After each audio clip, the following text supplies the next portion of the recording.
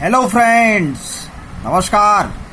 मैं योगेश चतुर्वेदी आज आपके लिए जो टॉपिक लाया हूं वो है विद्युत द्विध्रुव के कारण निरक्षीय स्थिति में विद्युत विभव।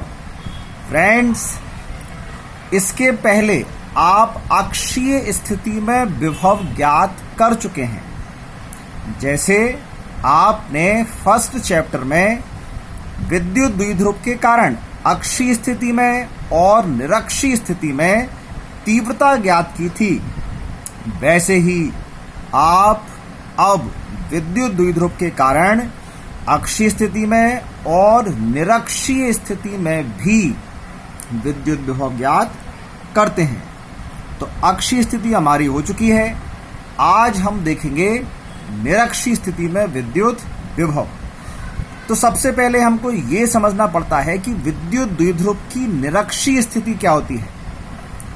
तो फ्रेंड्स, यदि आपको तीव्रता वाला मेरा डेरिवेशन बहुत अच्छे से समझ में आ गया था तो फिर आज का विभव वाला डेरिवेशन उससे बेहद आसान है और ये आपको समझने में बहुत इजी लगने वाला है।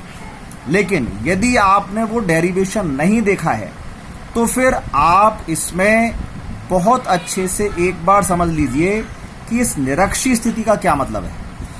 तो ये लिया हमने एक द्विध्रुव AB जिस पर आवेश लिए हैं क्रमशः -Q और +Q। इनके बीच की दूरी कितनी ली है 2a। तो इस प्रकार बन गया ये हमारा AB नाम का एक विद्युत द्विध्रुव।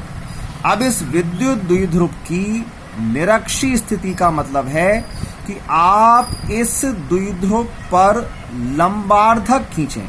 लंबार्धक का मतलब होता है एक ऐसी लाइन जो इस द्विध्रुव पर लंब भी हो और इसके मध्य बिंदु से होकर भी जाए, मतलब इसको दो बराबर भागों में बांटे और लंबवत भी हो। तो हमने इस मध्य बिंदु O से ये लंबवत लाइन खींच दी ऊपर की ओर, ये कहलाई इसकी निरक्षीय। ये नीचे भी हो सकती थी।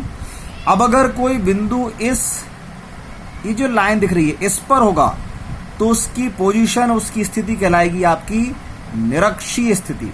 तो हमने बिंदु O से x दूरी पर निरक्षीय स्थिति में ये बिंदु ले लिया P।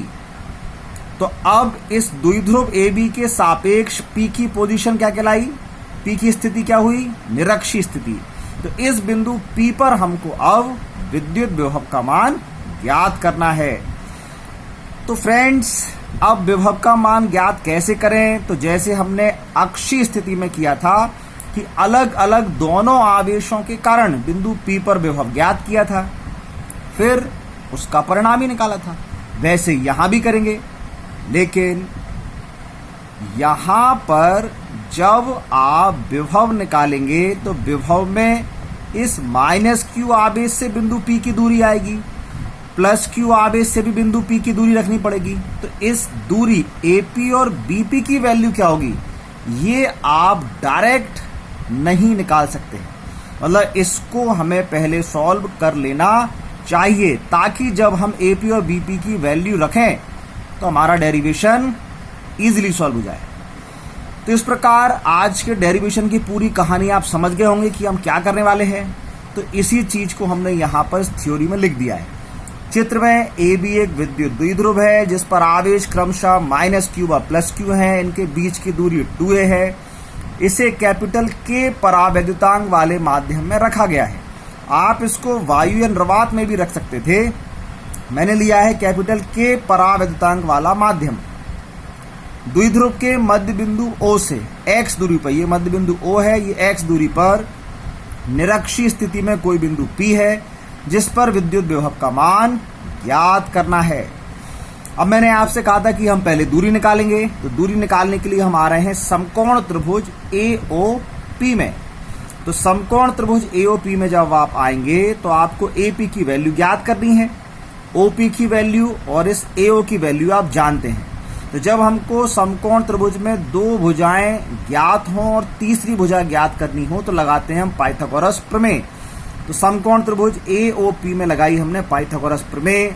ये तो आप बहुत अच्छे से जानते हैं कि प्रमेय है कर्ण का वर्ग बराबर लंब का वर्ग प्लस आधार का वर्ग। कर्ण भुजा है अपनी एपी तो एपी का स्क्वायर, लंब भुजा है ओपी तो ओपी का स्क्वायर, आधार भुजा है एओ, एओ का स्क्वायर हो गया। अब एपी की वैल्यू हमें ज्ञात करनी है, ओपी की वैल्यू है एक्स और इस एओ की वैल्यू क्या है। तो ये जो द्विध्रुव था ए बी, तो ए से लेकर बी तक के बीच की जो टोटल लंबाई है वो हमने 2a मानी थी। अब ओ मध्य बिंदु है, मध्य बिंदु का मतलब यहां से आधी हो गई, तो ए से ओ तक की दूरी भी a और o से b तक की दूरी भी है a, इसलिए एओ की वैल्यू कितनी आती है a। तो ए पी स्क्वायर हो गया x square plus A square के बराबर।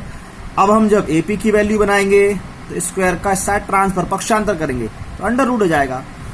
तो ए पी की वैल्यू आ गई under root X square plus A square. अब जैसे हमने ए पी की वैल्यू फाइंड की, इसी प्रकार हम इस बीपी की वैल्यू भी फाइंड कर सकते हैं और ये वैल्यू भी एपी के बराबर आएगी। क्यों? क्योंकि ये एक्स और ए तो इस त्रिभुज में भी वैसे ही हैं जैसे कि समकोण त्रिभुज एओपी में थे। तो फिर लिख दिया हमने इसी प्रकार बीपी की वैल्यू भी एपी के बराबर है और जो है under root X square plus A square. अब हम वही प्रोसेस करें जो हमने अक्षीय स्थिति में की थी। तो माइनस क्यू आवेश के कारण बिंदु पी पर विद्युत विभव, जिसको हमने वीए नाम दिया, फॉर्मूला होता है 1/4 पाई एप्सिलॉन नॉट के। के क्यों आ रहा है? क्योंकि हमने यहां पर जो माध्यम लिया है उसका परावैद्युतांक है कैपिटल के। यदि हम वायु या निर्वात लेते तो के नहीं आता, के के स्थान पर 1 आता है। तो अभी तो के आएगा क्योंकि हमने यहां पर ये के ले रखा है। तो फिर इसके बाद क्या होता है? तो फिर आता है यहाँ आवेश और बटे में आती है दूरी। तो अब हम निकाल रहे थे माइनस क्यू आवेश के कारण, इसलिए माइनस का क्यू आ गया। दूरी क्या है? तो दूरी है एपी। अब फ्रेंड्स, जब आपने तीव्रता निकाली थी तो माइनस क्यू आवेश के लिए भी यहाँ प्लस लिखा था, लेकिन जब हम विभव निकाल रहे हैं तो माइनस क्यू को माइनस क्यू ही लिख रहे हैं। ऐसा क्यों? क्योंकि विभव एक अदिश राशि है, तीव्रता एक सदिश राशि थी। सदिश राशियों में जो नेगेटिव साइन है वो डायरेक्शन बताता है। तो डायरेक्शन हम सदिश राशि तीव्रता में पीछे अलग से लिखते थे। ये अदिश राशि है, इसमें कोई दिशा का काम है नहीं है, तो जो जैसा है वो एज इट इज चलेगा। इसलिए माइनस क्यू क्या? माइनस क्यू आ गया। नीचे दूरी है एपी। ये था हमारे पास बिंदु आवेश के विभव का फॉर्मूला, वहां से हमने ये वैल्यू यहां रखी। तो अब इस एपी की वैल्यू क्या रखेंगे? तो under root X square plus A square. चूंकि 1/4 पाई एप्सिलॉन नॉट है, मतलब ये एसआई यूनिट, एसआई पद्धति में चल रहे हैं, तो विभव की एसआई यूनिट होती है वोल्ट। अब ऐसे ही निकालेंगे हम प्लस क्यू आवेश कण बिंदु पी पर विद्युत विभव, जिसको हमने वी बी नाम दिया है क्योंकि ये बी बिंदु वाली बात है। 1/4 पाई एप्सिलॉन नॉट के, ये तो सेम टू सेम ही आता है। फिर यहाँ होगा आवेश बटे दूरी। तो आवेश कितना है? प्लस का क्यू, दूरी कितनी है? बी से लेकर पी तक की दूरी, मतलब बीपी। अब बीपी की वैल्यू कितनी थी? तो वो भी एपी के बराबर है। तो यही हमने यहां पर लिख दिया है under root X square plus A square. इसकी इकाई भी क्या होगी? वोल्ट। अब आपके पास इस बिंदु पी पर एक के बजाय अलग अलग दोनों आवेशों के कारण दो विभव प्राप्त हो गए। तो जब हमको एक से ज्यादा वैल्यूज मिल जाती हैं तो फिर हम परिणामी निकालते हैं। तो निकाला हमने बिंदु पी पर परिणामी विभव। अब अदिश राशि है इसलिए डायरेक्ट प्लस कर दिया है। सदिश होती तो फिर हमको डायरेक्शन देखनी पड़ती, जैसे कि हम तीव्रता में देखा करते थे। तो जब आपने डायरेक्ट प्लस किया तो वीए प्लस वीबी। वीए की वैल्यू ये ऊपर लिखी हुई है, वीबी की वैल्यू ये यहाँ पर लिखी है, दोनों वैल्यूज यहाँ रखी। अब जब हमने इनको ध्यान से देखा तो हमको क्या पता चला कि इन दोनों वैल्यूज में केवल ये माइनस साइन का ही अंतर है, बाकी तो दोनों बराबर हैं। तो फिर ये हो गया माइनस 1/4 पाई एप्सिलॉन नॉट के Q upon under root X square plus A square.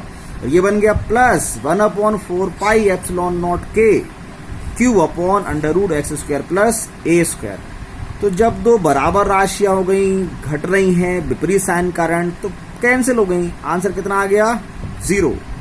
तो इस प्रकार आपने जब विद्युत द्विध्रुव के कारण निरक्षीय स्थिति में विभव निकाला तो उसका आंसर, उसकी वैल्यू 0 आई, जबकि निरक्षीय स्थिति में तीव्रता 0 नहीं थी।